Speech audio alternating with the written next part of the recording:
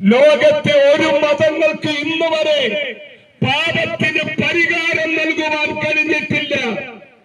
മനുഷ്യന്റെ അടിസ്ഥാന പ്രശ്നത്തിൽ ഇന്ന് വരെ ഒരു മതങ്ങളും തൊട്ടുനോക്കിയിട്ടില്ല.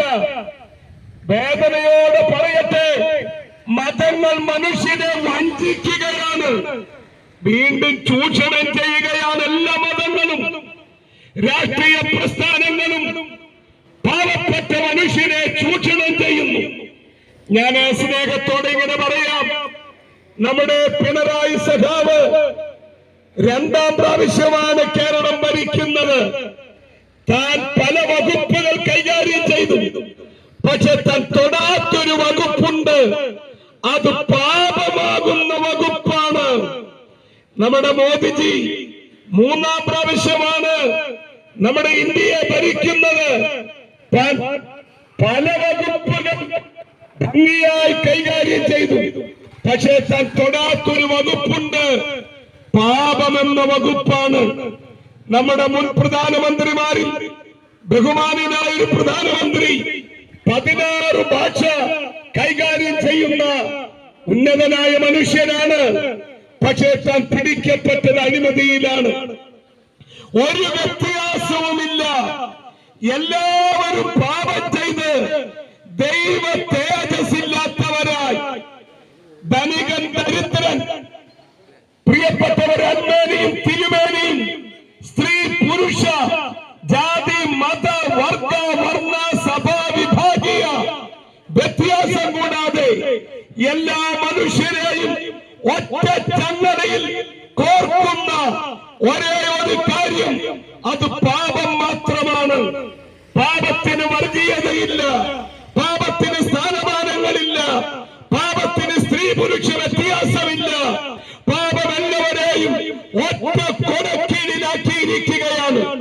ഈ പാപത്തിന് പരിഹാരം വരുത്തുവാൻ ആകാശത്തിന്റെ കീഴെ ഭൂമിക്ക് മുകളിൽ ഒരേ ഒരു മാർഗം, ഒരേ ഒരു വ്യക്തി, മറ്റൊരുത്തരിലും രക്ഷയില്ല.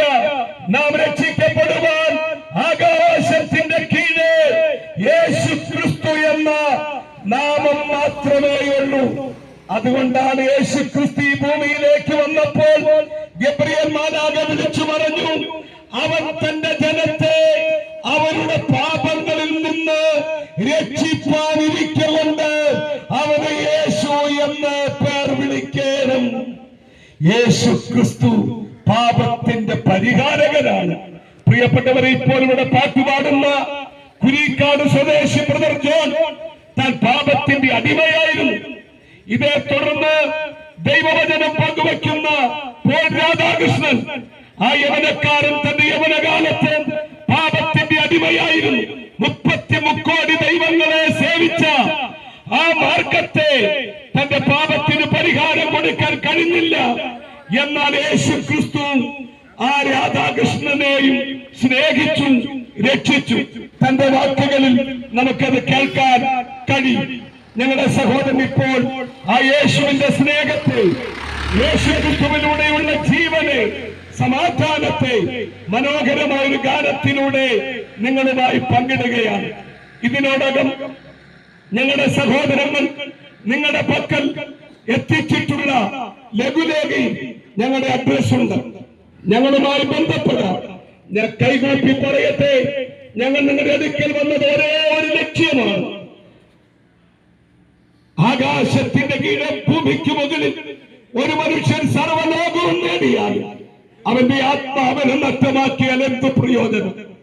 ആ ദൈവസ്നേഹം, യേശു ക്രിസ്തുവിലൂടെയുള്ള രക്ഷ, നമ്മുടെ പാപമേറ്റെടുത്ത് നമ്മുടെ പകരക്കാരനായി യേശു നമുക്ക് വേണ്ടി മരിച്ചു.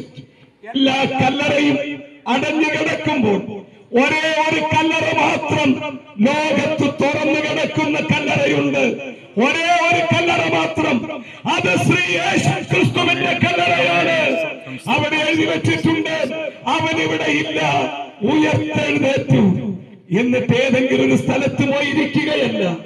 യേശു പറഞ്ഞു, ഞാനോ ലോകാവസാനത്തോളം നിങ്ങളോട് കൂടെയുണ്ട്. നിങ്ങളുടെ കണ്ണുനീർ തുടയ്ക്കാൻ, നിങ്ങളുടെ രോഗികളെ സൗഖ്യമാക്കുവാൻ, നിങ്ങൾക്ക് സമാധാനം തരുവാൻ, നിങ്ങളെ ആശ്വസിപ്പിക്കാൻ ആ യേശു ഇന്ന് നമ്മുടെ അടുക്കൽ വന്നിട്ടുണ്ട്. ആ കർത്താവിന്റെ സ്നേഹത്തെ കുറിച്ചാണ് ഞങ്ങൾ പാടുന്നത്. ബ്രദർ ജോൺ മുന്നോട്ട് വന്ന് മനോഹരമായ ഒരു ഗാനം ആലപിക്കും. ഈ ക്രിസ്തുവിന്റെ സ്നേഹം നിങ്ങൾ അനുഭവിക്കുക, നിങ്ങൾ രക്ഷ പ്രാപിക്കുക, ജീവൻ പ്രാപിക്കുക, സമാധാനം അനുഭവിക്കുക. ദൈവം നിങ്ങളെ സഹായിക്കും.